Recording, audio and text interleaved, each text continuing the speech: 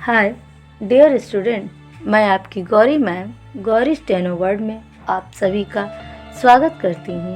मैं इस प्लेटफॉर्म पर हिंदी इंग्लिश डिक्टेशन की स्पीड प्रैक्टिस क्रमवार तरीके से करा रही हूँ, जो आपके सभी स्टेनो एग्ज़ाम के लिए बहुत ही महत्वपूर्ण है।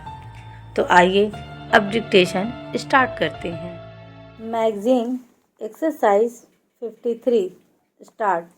महोदय, हम सभी इस बात के शिकार हो जाते हैं कि अपने दलगत स्वार्थ में आकर गलत काम कर बैठते हैं।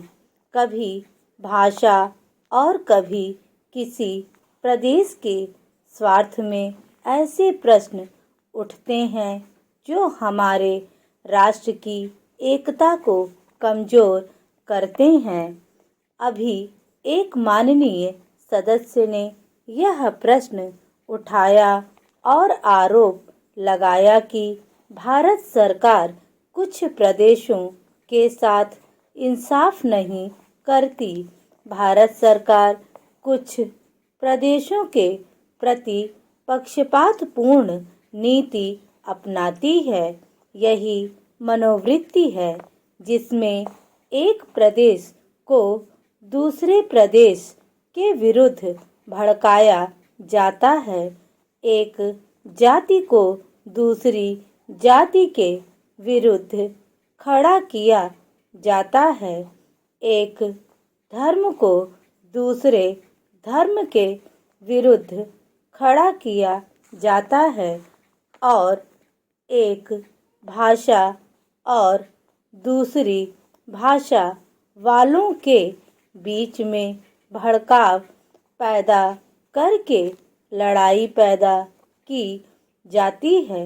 यही मनोवृत्ति है जिसको हमारे विरोधी दल के बहुत से लोग भड़काकर पैदा करते हैं।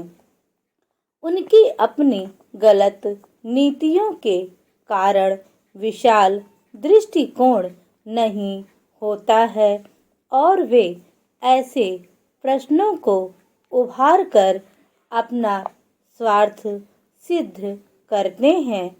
स्पष्ट है कि ऐसे समस्त प्रश्नों का परिणाम हमेशा बुरा होता है। इसलिए मैं सभी राजनीतिक पार्टियों के नेताओं से अपील करना चाहूँगा कि जो प्रश्न हमारे देश के सामने आए हैं और जिन पर हम सबको चिंता हो रही है तथा जिनका हल निकालने की हम कोशिश करते हैं, उन तमाम प्रश्नों के ऊपर हम ठंडे दिल से विचार करें। श्री वाजपेयी ने एक अच्छी बात कही। उन्होंने कहा कि इन प्रश्नों का हल सड़कों पर नहीं होगा। मैं भी उनसे इस बात में सहमत हूँ कि इन प्रश्नों का हल प्रजातांत्रिक ढंग से ढूंढने का प्रयत्न करना चाहिए। हमें इनका हल प्रजातांत्रिक व्यवस्था के अंदर करना होगा। सड़कों के ऊपर इन प्रश्नों का हल नहीं हो सकता है। राजस्थान के अंदर जो अकाल पड़ा हुआ है और लोग मर रहे हैं, उसकी तरफ चिंता नहीं हो रही है।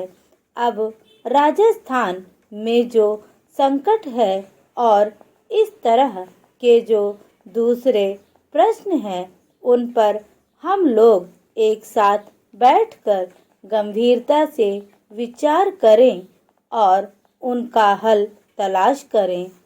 खाली इस तरह से आरोप लगाने से और उपदेश देने से काम नहीं चलेगा। इस देश के अंदर बंगाल में बाढ़ से जनता पीड़ित हो रही थी और उसको अनाज, कपड़ा और जीवन की रोजमर्रा की आवश्यक सामग्री भेजने की कोशिश हो रही थी। स्टॉप।